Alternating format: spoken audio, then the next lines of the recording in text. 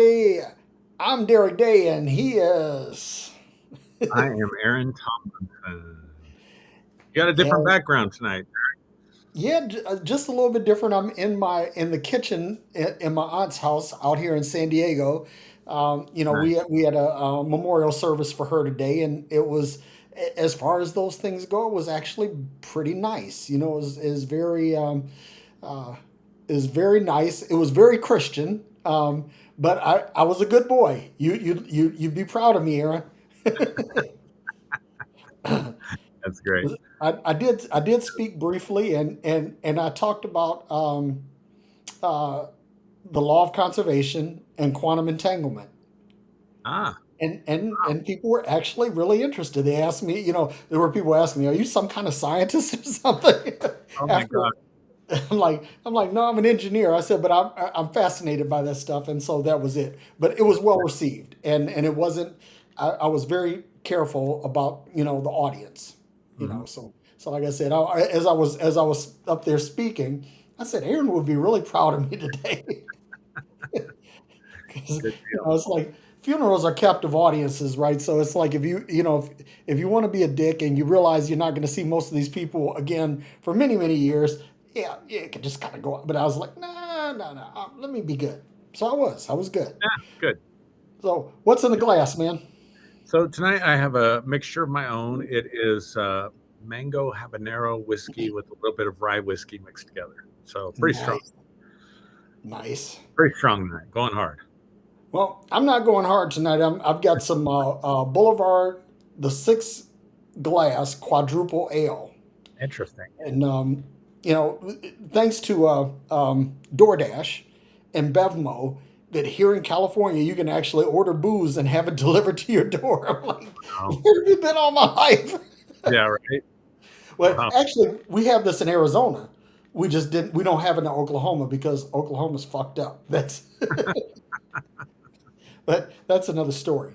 Yeah. So, anyway, we have a subject tonight, Aaron, and this was something that that you brought up in our conversation. So I'm going to go ahead and let you tee it up. Yeah. So I've been thinking a lot about boundaries lately. And I'll start with the confession because I want to tie this into religion and my past and see how it lands with you. Yep. But this is an area of my life that I'm sorting out at this time. Hmm. Everybody talks about boundaries. We all know we're supposed to have boundaries in relationships and things like that. But it's fairly complicated matter because in the physical dimension, boundaries are easy, right? We have our Yep. bodies, personal space. Obviously, if somebody assaults you in some way, they're violating your physical boundaries. Yep. If you have your yard, your neighbor's house, you've got physical boundaries. Yep. But how do we identify and set boundaries emotionally, intellectually, and in relationships? And so that's what I've been thinking about a lot lately. That's an area I've been seeking to grow in because I realize that I didn't grow up with a good set of boundaries because the Mm. way I was raised. I don't think a lot of us did, especially our generation, maybe because Yep. children were, to be seen and not Mm. heard or whatever, and Yep. do what you're told and be obedient. And, I know my parents didn't think about helping me understand and establish boundaries at all. So you grow up with that. You grow up with a set of, in an environment of no boundaries or boundaries being consistently violated and not respected. And then you get thrown out into the real world. You get thrown out into relationships. You get thrown out into friendships. You get thrown out into career. All these are areas where we have to learn to set boundaries, right?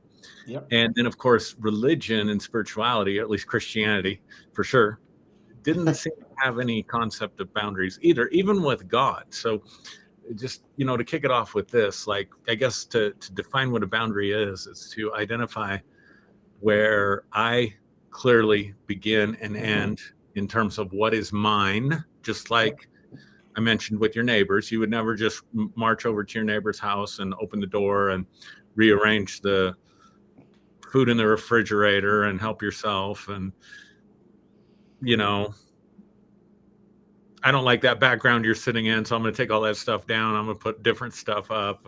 I mean, that's fair, right? But Yeah. how do we do this intellectually, emotionally, spiritually in those areas? And when it comes to God, because we're taught specifically in the Sermon on the Mount, but other places as well, that God is, testing our thoughts and our minds and weighing our hearts.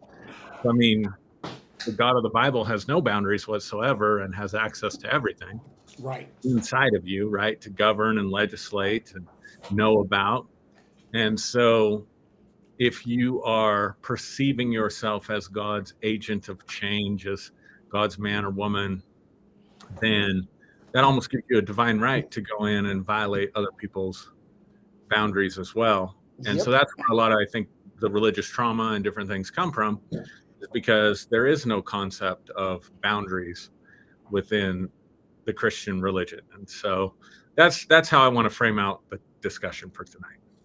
No, and that's really good. And I'm thinking about that. Like, I mentioned that I'm here in San Diego for a funeral, Mm. and and I realized that being in a church, I'm not on my home turf, Right. right? And that means you have to operate understanding that that there are things that you like if you're not religious, right? That you may say that may not be received well. Hmm. So you have to respect a boundary, right? Yeah. And so that's something that I've always been really big about. There's an old saying that my rights end where yours begin, and vice versa. That's a boundary because it says that yeah, I'm free to do what I want, say what I want, believe what I want, right? As long as it doesn't impact you, as long as it Right. doesn't cause harm to you. And so that's a boundary. But there are some boundaries that are real, some boundaries that are perceived, and some boundaries that don't exist at all. We create them, right? Um, and let me give you an example. Like a real boundary is, I'll give you an example. My dad used to cuss up a storm.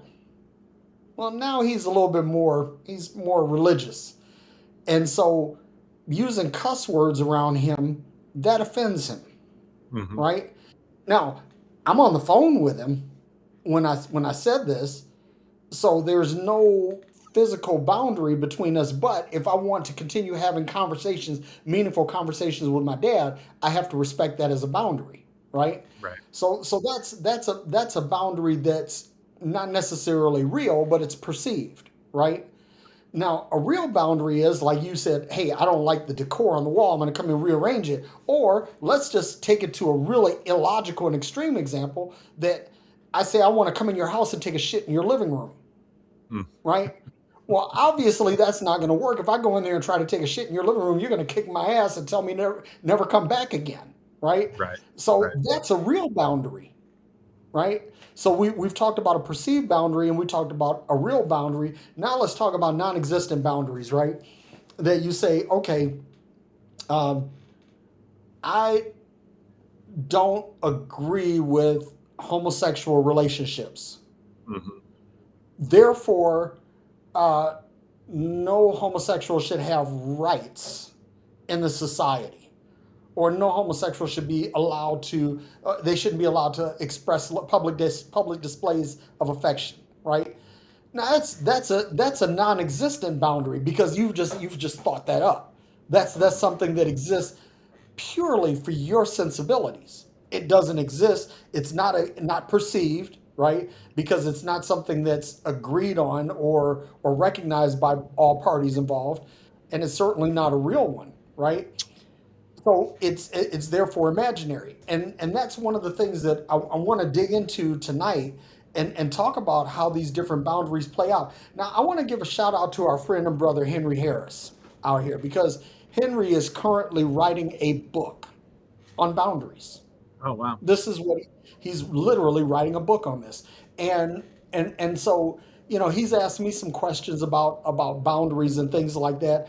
But like for me, there's a difference between what I don't like, offends my sensibilities, and what poses a real threat of harm to me. Right. So I've learned to learn because we like to be hurt. We don't like it. We don't like that. Nobody likes that, right? Right. But he says something that hurts me, but it does me no harm. It's just something I didn't like the tenor of it. I didn't like the tone of it. I didn't like the context of it. Okay, do I really have the right to hold aught against someone for that? And so uh, I want to unpack that a little bit because um, one of the big things about boundaries is okay. First of all, we have to level set. We have to establish some ground rules. What exactly is a boundary, and what is the context of the boundary? And that's a very fluid topic there. But because it's fluid, that's my cue to segue back to you. Yeah, I would say, like, in the case of, let's say the LGBTQTIA plus community, um, Mhm. it's not respecting their boundaries. So, in other words, here's how I'm looking at this. I have the right, at the end of the day, and I used to tell people this. Fortunately, I was better at this than most, maybe, at having boundaries, even though I'm still sorting this out in my life. More on a Yeah, personal level, in terms of what are my boundaries and how do I enforce those, rather than recognizing and respecting other people's boundaries. But at the end of the day, here's the bottom line. I mean, you have to live with your choices, decisions, behaviors, thoughts, beliefs, emotions, all of that. You're constructing your life. You are the captain of your ship, right? yeah, And we're talking about you constructing your life. So this doesn't even blend into necessarily what's affecting other people. It's just, or using myself as an example, where do I start and stop? What is okay to allow into my life in terms of what influences my thinking and what influences me emotionally, what influences me financially, right? mhm, yeah, So at the end of the day, you have to live with your world that you've created, and I have to live inside the world that I've created.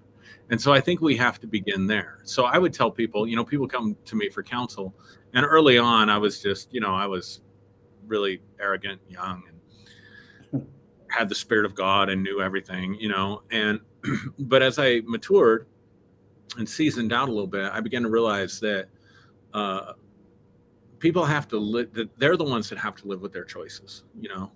yeah, yeah, Um, so I'll give you an example. Extreme case: you have someone who didn't get a good education on life. Let's just put it that way, mhm, and they're coming to you about decisions that they're going to make, and it's pretty obvious that, let's say it's a binary choice. Door A leads to this, door B leads to that. Um, Door A, let's say you take someone who's really hooked on substances and abusing substances, and that's become their entire life. Their entire life is organized around uh, maintaining that substance abuse habit. And they have a choice between maintaining substance use, going to recovery.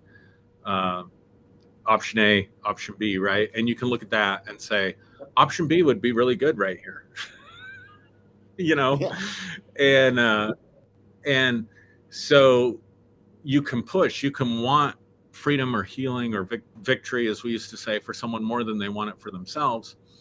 And so I would sit back and look at people with those kind of choices and say, well, B's obvious, the best choice here, but they would always choose A, right? And I would sit and yeah, counsel with them early on. I'd say, choose A, choose A, choose A, choose A. And they go and choose B, right? And I get so frustrated. Why didn't they just choose A? Life would be so much better. But I had to realize at the end of the day, they get to live inside those choices. I don't have to. I can go to bed at night. I go back to my family. I go back to my life, constructing it the way I'm constructing it, right?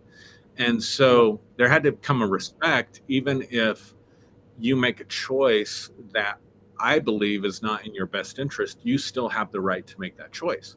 So later, as people would come to me for counsel, I would say, I would always affirm that. You know, you're the one that has to live with your choices. You're the one that has to live inside of Yeah. your world. I don't have to. Here's what I think. I think if you choose option A, here's some possibilities for you. I think if you choose option B, here's some other possibilities for you, but you get to choose. Yeah. And and I think that's an important distinction to remember. So again, back to the LGBTQTIA plus community, they're like, let me give you an analogy. You're wearing a black t-shirt. Now I happen to like black clothing and whatever, but let's just suppose that Hmm. I didn't. Let's just suppose that I thought, you know, I hate people that wear black, right? I just hate the color black. I don't, but let's suppose I did. And so that means I don't have to buy any black clothing, and I don't have to dress in black, and I don't have to present myself in black, and I can be perfectly Right. comfortable. Now, whether you dress in black or someone else dresses in black, that has no bearing on my life whatsoever. Right. None whatsoever, right? And so that's how I kind of look at that, the issue of consenting adults doing what they want to do, like with their bodies. Because think about it, we're not just transgressing when we say you can't be that way, you're a menace to society, you're uh, harming other people by your personal expression. That's a made up boundary, right? Because That's an that's not really imaginary boundary. true. Absolutely. Yep. That's not really true. And so, you know, I can go on. I did watch, I caught Jimmy and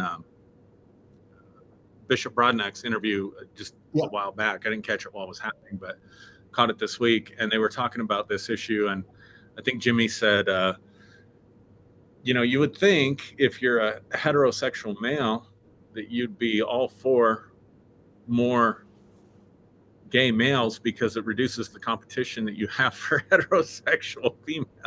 Yeah. It helps you. It helps you, right? Yep. Um, Exactly. so that's an area where I'm not respecting other people's boundaries for their opportunity to live their life their way in a way that has absolutely no negative effect on me whatsoever. None Yeah. whatsoever. Well, you know that brings up another thing, like self boundaries, right? What boundaries do you create within yourself, right? Because like what Jimmy said, and this is a good point. I mean, if you look at it just through the lens of logic and reason, right? Yeah, That numerically, the more gay males there are, that takes a certain number of males out of the pool for competing for women, and right. by that, okay, that makes sense. But that's a personal boundary. You say, okay, I'm willing to allow this because it affords me this, Right. right? It's not really setting up a boundary against anything. It's just setting up a boundary within yourself that says, okay, I'm going to agree with this because it affords me some additional benefit. And Yep. that's another thing too, is that I think that a lot of us are not really settled in creating boundaries within ourselves. In other words, what do I really like? What do I really dislike?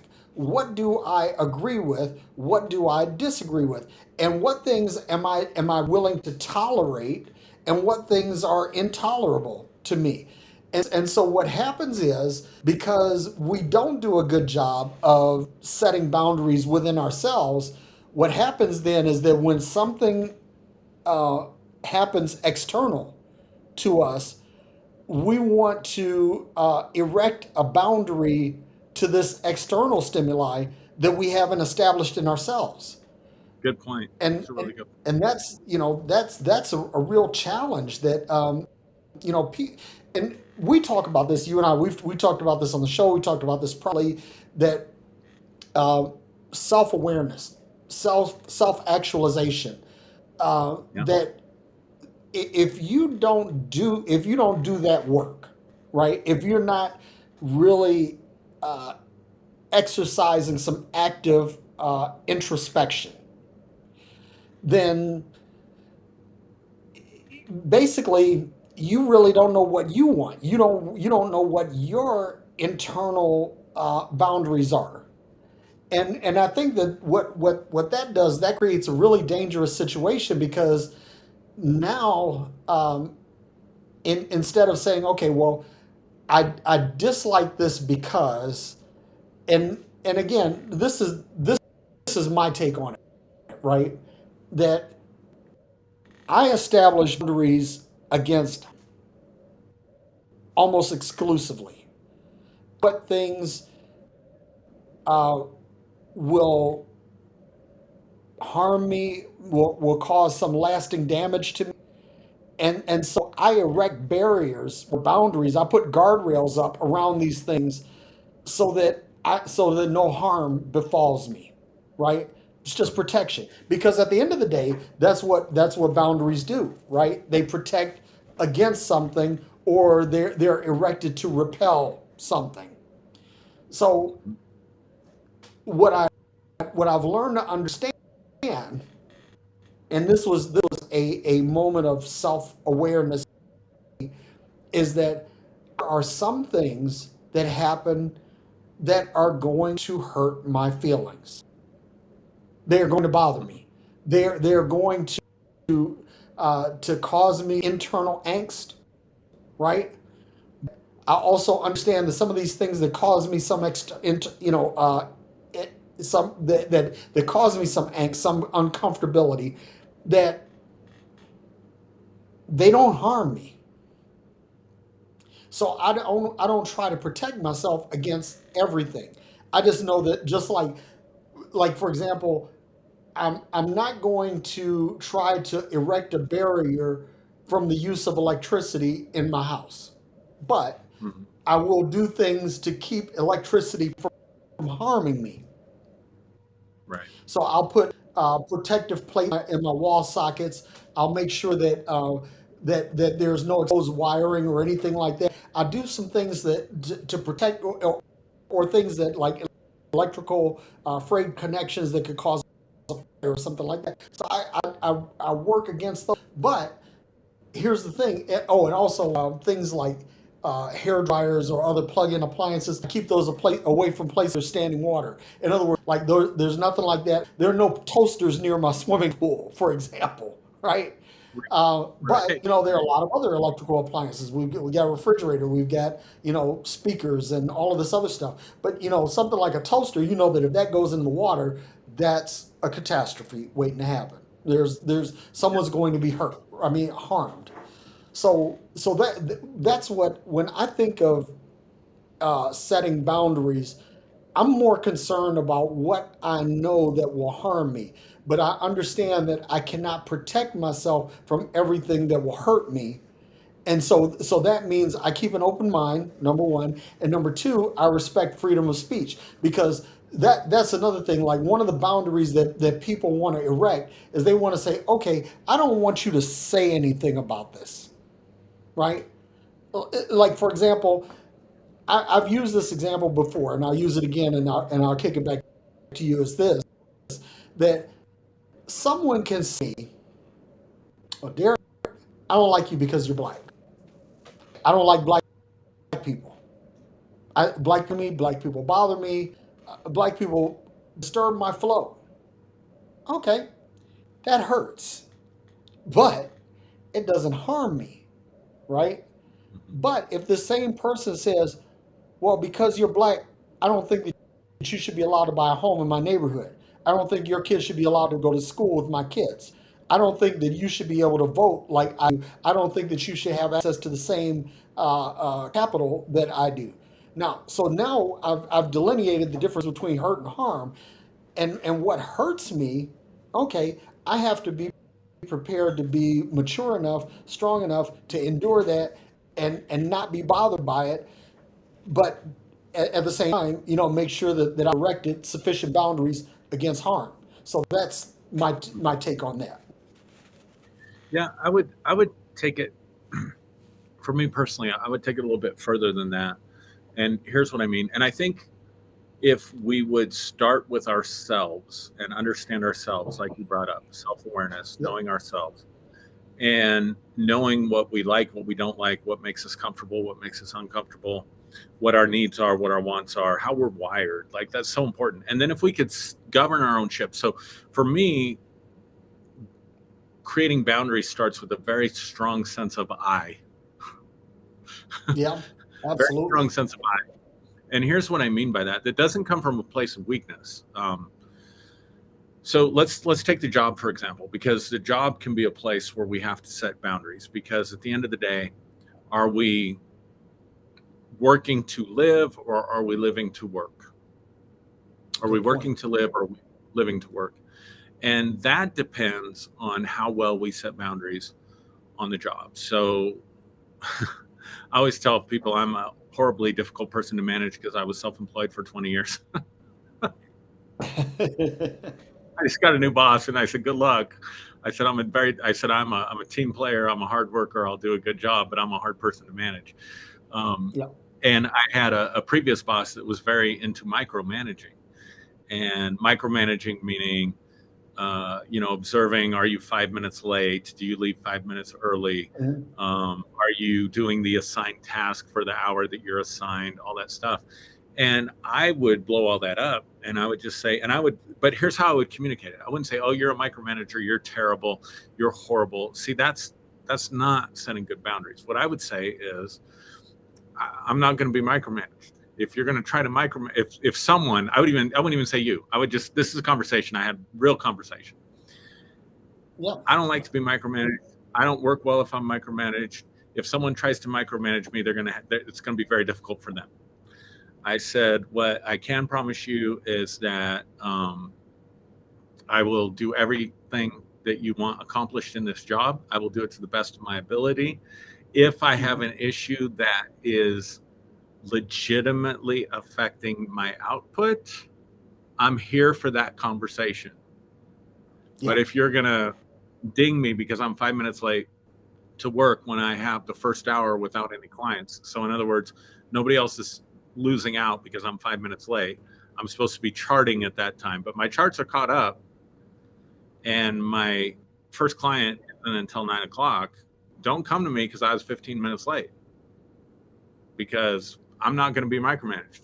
And I would even tell her, you don't pay me enough Yeah. to micromanage me.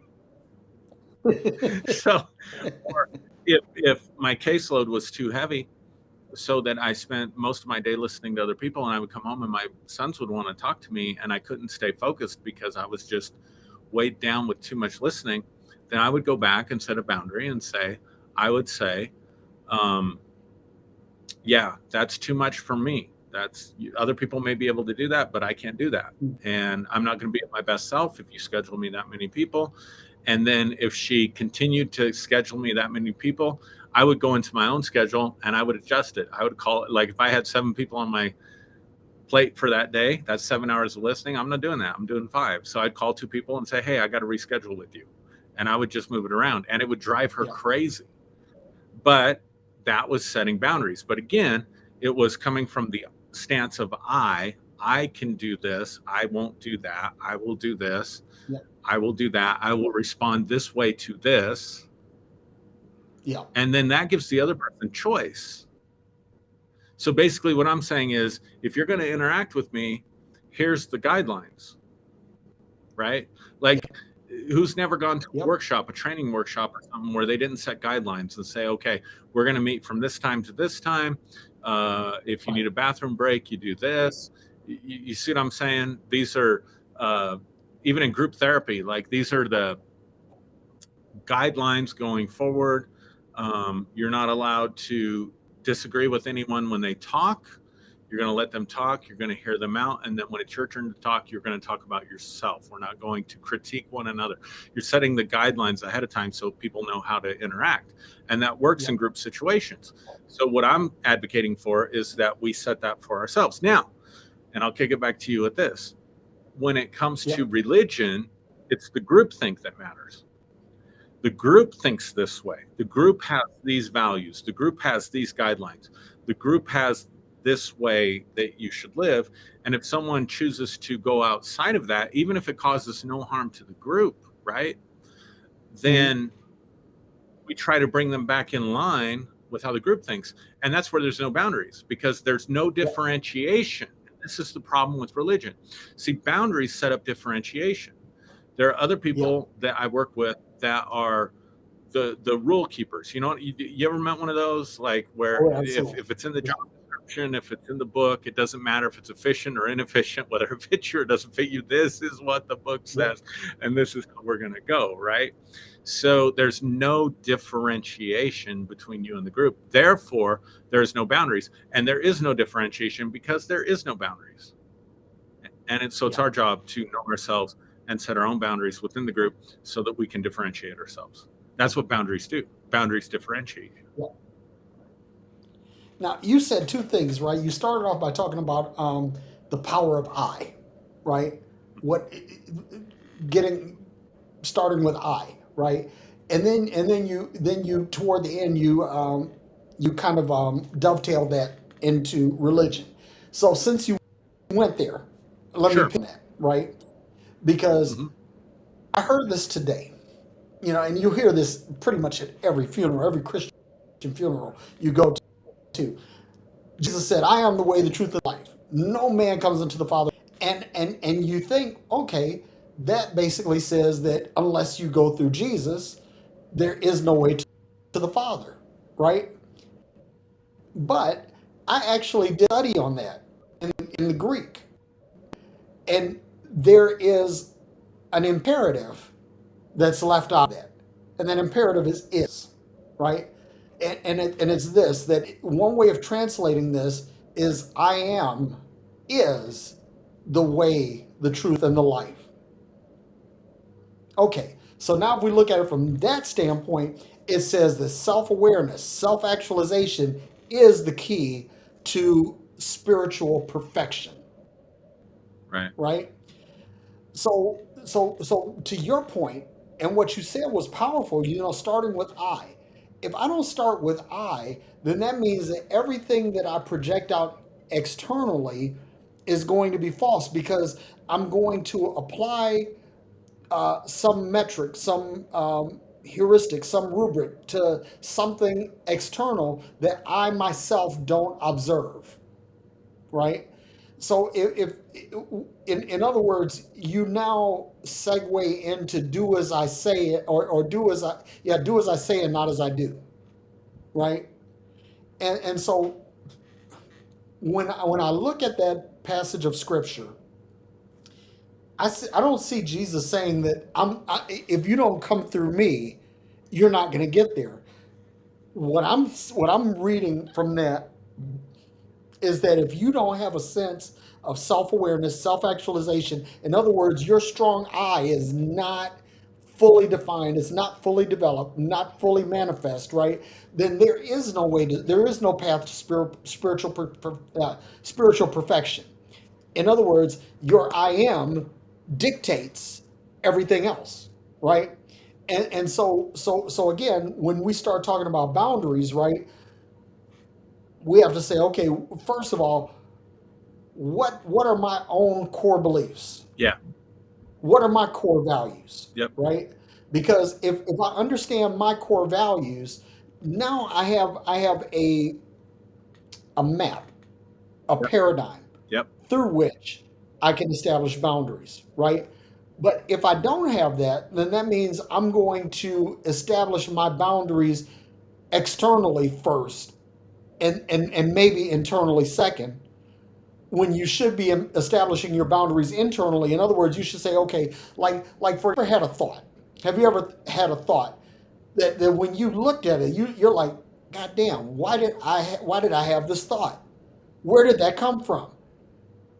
And if you've done any work in self-actualization, self-realization, you absolutely have had that thought.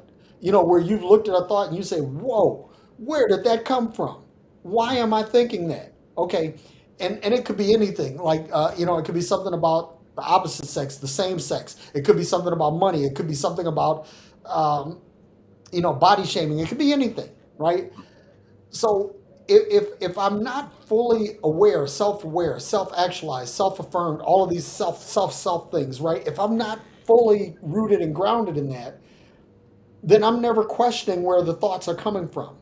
Right. And I just kind of let them run wild. And then what I do is that I begin to establish boundaries to others that I myself would not observe for myself. Right. And what you do, what that makes you is a hypocrite. Yep. You become a complete and total hypocrite, and everything that any boundary that you establish has no real basis in reality. You've totally um, manufactured a boundary. That's just like okay. Let me give you an example, real world example. Donald Trump Hmm. in his 2016 campaign run, we're going to build a wall and we're going to make Mexico pay for it. Why? Because these Mexicans are coming in here, they're taking our jobs, they're running up crime and all of this other stuff. None of which was true.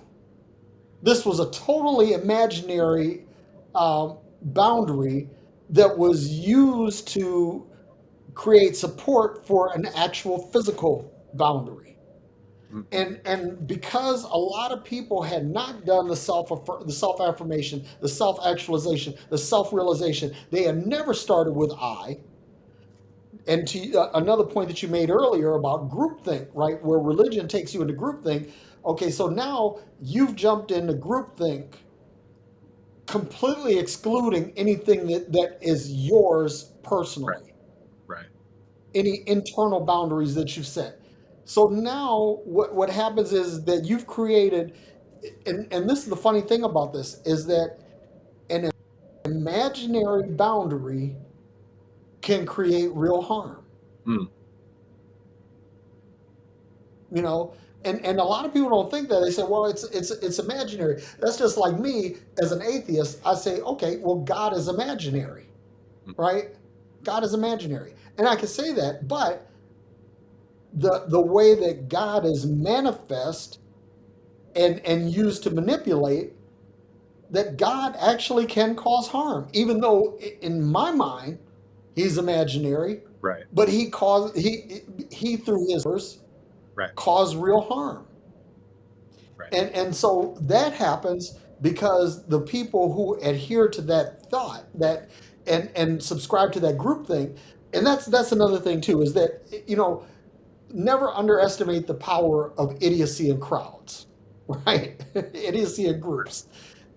But the reason why I say that is that if you, okay, like imagine when if people are self-actualized, self-affirmed, you know, and they assemble to work together to create something or to manifest something. I think that when you have a group of people that have some sense of self, that their self identity is not compromised, that when they get together in groups, they can accomplish powerful things. Yeah. But people who haven't done that, now they get into the group think, and because they have no internal boundaries, they're doing something. Their motivation is totally external, and they don't know why they're doing it. They're just doing it because this is what agrees with the rest of the crowd, and Yep. that's man. We have to really think about, okay, what um, and I'm going to say this, and some people may disagree with it, and maybe even you might disagree with it, but I think that one of the things that we really need to ask as individuals, and everything that we intake, everything that we look at, we have to say two things. Number one, what's in it for me? Hmm. How do I benefit from this? Hmm. What is my role in this? How do I participate in this? How do I contribute to this? Right? And the second is, okay, what is the upshot to others around me? How does this affect my, one is my internal behavior, two is my community behavior. Sure. Okay, so I need to ask those two questions for everything that I'm thinking about engaging in, participating in, or otherwise doing. Yeah. Because if I don't, I, I have no root or ground in myself. Everything is external. And again, I said this earlier, and I'll say it again, that to me, boundaries that are externally placed without an internal understanding are the most dangerous of all. Yeah, I think I think if society could work on this, like if people, I'm glad Henry Harris is writing that book because think about all the problems this solves. And here's what I mean by this. You can't, it seems like it's very difficult to have healthy dialogue or healthy disagreement in this culture. Um, and that's because there are perceived threats. You brought Mexico and the wall, there's a perceived threat of Right. someone else, and so that's where boundaries come in. Someone else is coming into my house, somebody else is coming into my space, and they're messing up my life either because they're raising the crime rate in my community or they're taking my job, right? Now we Right. may not go any further to think about that and think, well, for sure in my arena, to get the kind of job that I work, I have to be licensed, I have to have a master's degree, I have to have all that stuff, right? So Sure. somebody's not going to, you know, sneak across the border and rob, take food out of my kid's mouth. Right. Yeah, they're not going to come in and just and take your counseling clientele. No, Yeah. that's not So, happening. so politics, religion, all these things create these perceived threats that we feel like we have to protect an imaginary boundary that isn't there, like what you're talking about, right? But let's take it to a Yep. different level. One of the things I love about our relationship is that there's mutual respect for boundaries. Yep. In other words, I can tell you anything that's going on with me in my life, and you're not going to tell me what to do. You're going to give me your thoughts, which I want. Right. You're going to give me your Yep. perspective, which I want. But there's no dynamic in the relationship that says, if you don't go that way, then I have to up my game to try to Right. persuade you to go that way because I'm right and you're wrong. You see what I'm saying? Uh, Yep. and so and same way, I don't feel any need whatsoever to persuade you to any way of thinking or being or doing that I have. Right. And so it creates a dynamic where we can listen to each other, we can grow and benefit from one another's viewpoints and perspectives without worrying about, see, here's where it gets sticky for some people, without worrying about, oh my God, what's Derrick going to think if I do thus and so, or if I say thus and so? Hmm. Um, we'll have conversations. I mean, just to give people an example, we'll have conversations on Friday night afterwards, and you'll get me thinking, on Friday night, and I'll come on a Sunday morning live, and Same thing. I might push back against the way you caused me to think because I'm processing how I'm thinking. It's not directed at. I'm not sitting there thinking, oh my God, how can I? No, I how could understand. how could I come back at Derrick and make Derrick think like me? Or this is the worst case scenario. I really want to talk about Yep. this, but man, Derrick might be offended, and I don't want to upset him, and I really appreciate his relationship, so I better toe the line over here and not talk about this because he might confuse what's going on in that situation. So because we both have healthy boundaries in that way, we're able to Yep. interact, we're able to hold our opinions, we're able to change our minds, we're able to grow, we're able to look at advice or whatever, counsel, whatever you want to call it, and see, does this Yep. integrate with who I am? Does this integrate with my life? And I can do it freely because I'm not worried about, well, if I don't do that, then Derrick's going to be upset with me. See, that's where it becomes really messed up in relationships. And I'm just using us as an example, but you can apply that to any area. Oh my God, if I talk to my boss like that and said, don't micromanage me, they might fire me. Well, okay, I'm Yeah. better off, right? Or do you see where I'm getting at with that? Does that make sense to you? Yeah. So let me throw something out there, right? Because why does this work between me and you?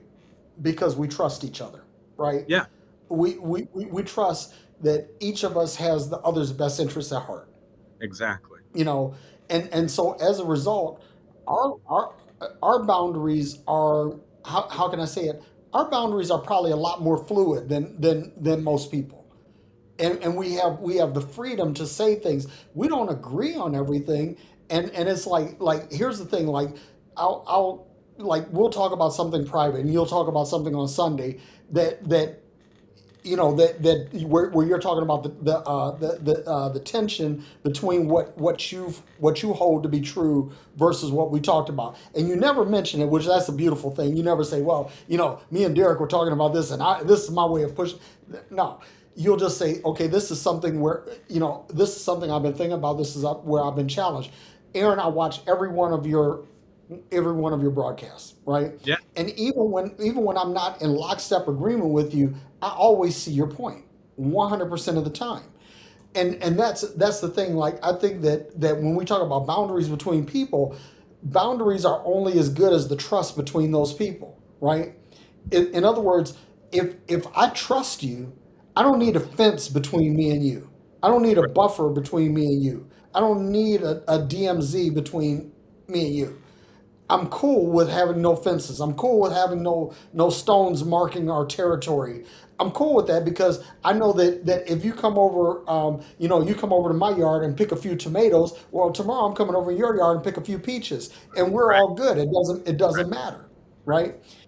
And that's the other thing. I think that when it comes to boundaries, I think that boundaries, number one, you said start with that is the thing. First of all, what do I believe? What do I hold true? What are my core values? What are my core beliefs? That's number one. The second thing is that if I'm going to engage with someone, how far do I trust them? Right? One of my uncles used to always say this, and I never forget the first time he said it. Um, he said, "I don't trust that motherfucker any further than I could throw." And I would say a person, and he would say, "Nah, dude." He said, "I could throw a motherfucker pretty far." He said, "What I can't throw is a building." He says, "So I don't trust him any further than I could throw a building," which Wow. made far more sense, right? Yeah, So in other words, if I trust you, I'm willing to expose more of myself. I'm allowing myself to be vulnerable. And this is another big thing about boundaries, right? How much vulnerability are you willing to project? And one of the things people always talk about, well, in order to have a relationship, you got to be vulnerable. You got to be willing to be vulnerable. Well, yes, you need to be vulnerable, but you don't need to be stupid either, yeah, right? In other words, vulnerability without accountability is a situation that's a potentially fatal situation. yeah, So when I'm going to, like, there are certain people, like I said, outside of my sister, my wife, and some others, man. I mean, you're currently my best friend. I mean, I talk to you more than pretty much anyone else, and there's always a learning and growing situation, right? But that comes from the fact that, like you said, when I say something to you, you're not going to judge me on it. You're going to say, exactly. okay, well, here's my thoughts on it, right? Or here's what I would do, or here's what I did in a similar situation. It's never like, oh, well, Derrick, that was dumb as fuck. You are dumb as a bag of rocks. God, can you please put on your thinking hat, use it for something other than a hat rack? You never come at me with anything like that. But Yeah, but that's the way a lot of people are, and some yep, people think that represents effective boundaries, and it isn't, because what happens is that once you put that kind of energy out, the person who is being vulnerable with you, they're right, never going to trust you with anything else again. They're never going to share anything intimate with you again. They're going right. to be like, hey, well, I know that's one person I don't need to talk to anymore, right? Yeah. So when we talk about boundaries, vulnerability, trust, all of these things are really big things. And so this is comes back to my paradigm. I say, okay, I'm looking for what is tangible, measurable, and repeatable, right? So let Yep. me talk about this tangible, right?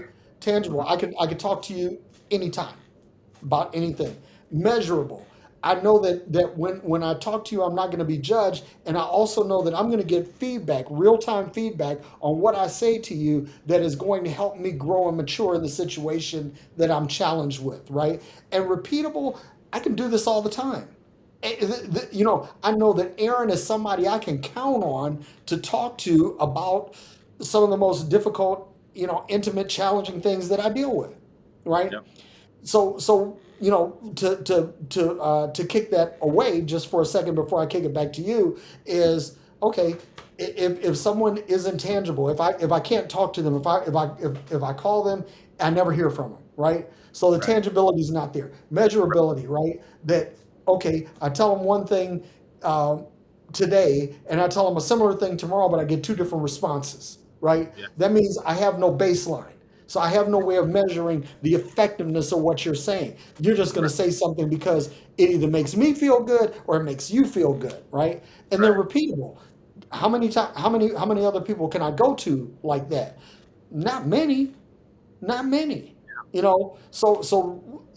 look at how I establish boundaries based on the same thing that I look at, in terms of spirituality and all of that.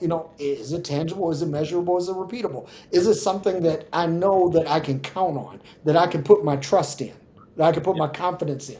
Because if it isn't, then what's the point? You know?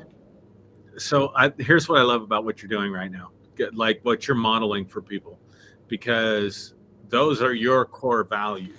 What you just stated, Yeah. tangible, measurable, repeatable. That is one of the, at least one of the rails of your train, right? If not both, but it's at Yep. least one. And Yep. so you've identified your core values. This is what's important to me. This is how I'm going to measure reliability in my life, because I think for you Yep. that's what the thing is. Is it reliable? Yep. If it's not tangible, if it's not measurable, if it's not repeatable, it's not reliable. I'm not going to invest in it, right?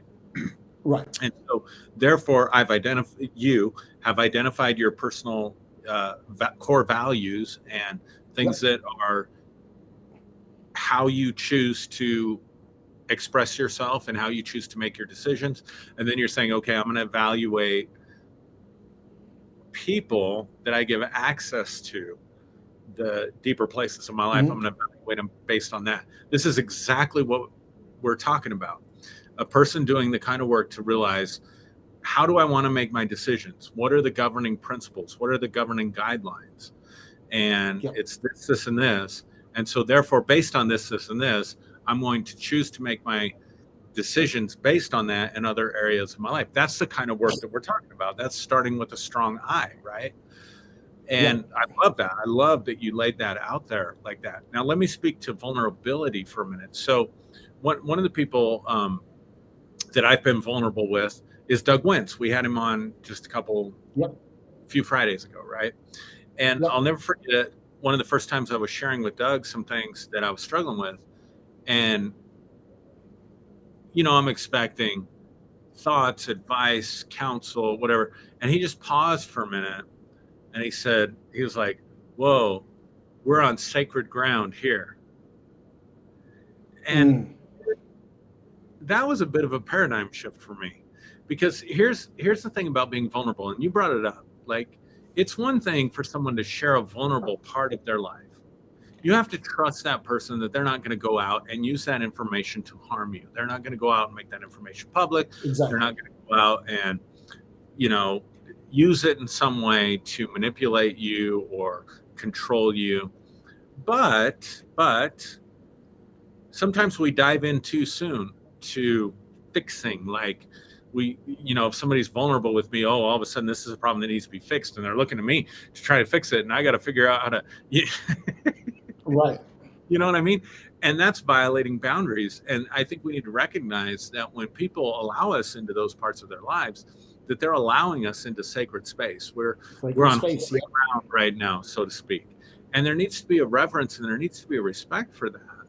And there Yep. also needs to be a sense of, okay, this person has given me access to a part of themselves. I have to respect all that goes with that. Yep. And if I don't view it as sacred, that's the thing I loved about how Doug responded to me. Like, this is sacred ground. I was like, whoa, okay. So he's not just jumping in with advice right away. He's not judging me. He's recognizing this moment that we're having is special. Yep. It's not common. The word sacred, it doesn't have to be religious. No. It just means it's not common. Like my mom had the sacred dishes that she brought out. Yep. that Well, she brought out. you know what else that is, Aaron? When we talk about growing in real time, that's sacred space. You know Yeah. that's saying, okay, I'm at a place where I'm willing to put aside my preconceived notions, my closely held beliefs, and say, okay, this is something where I see an opportunity for growth. So I'm completely on board with what Doug has said, because when we say growing in real time, dude, that's sacred space. Yeah. Yeah. It's recognizing these are precious moments in the lives of people, right? And they need to be respected as such. So I grew up in a family. I'm going to go back to the dishes just to take it out of the religious context of sacred and holy and what that Yeah. means.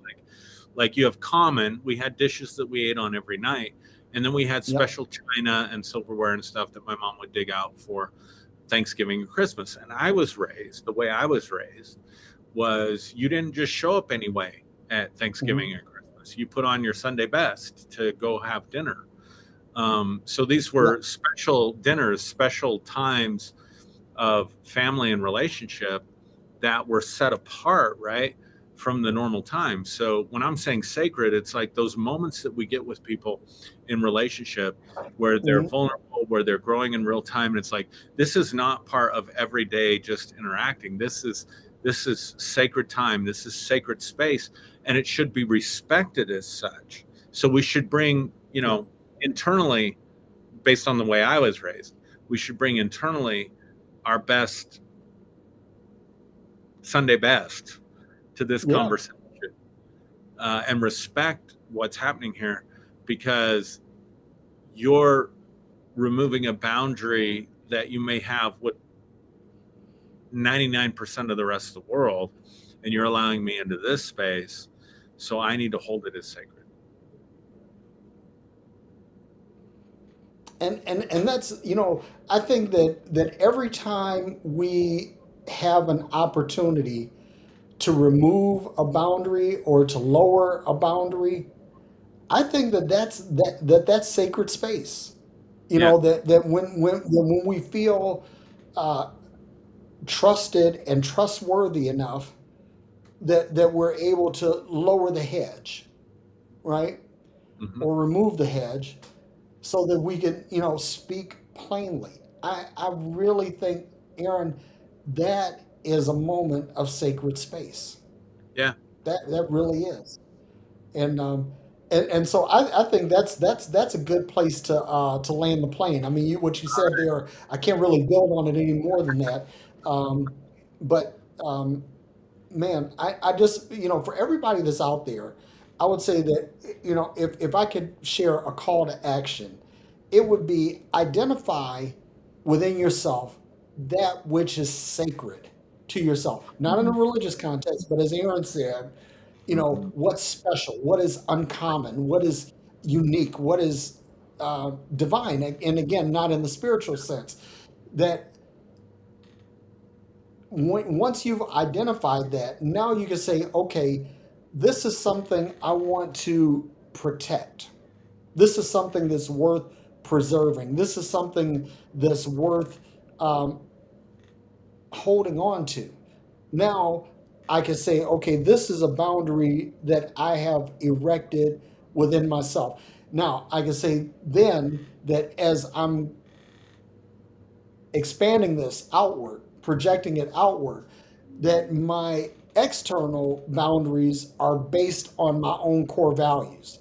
Yes. And and also that if I want to allow someone to be in that space, to be vulnerable, to lower that hedge, that not only must I recognize this as sacred space, but the people that I talk to, when they recognize it as sacred space without my prompting, like how Doug did with you.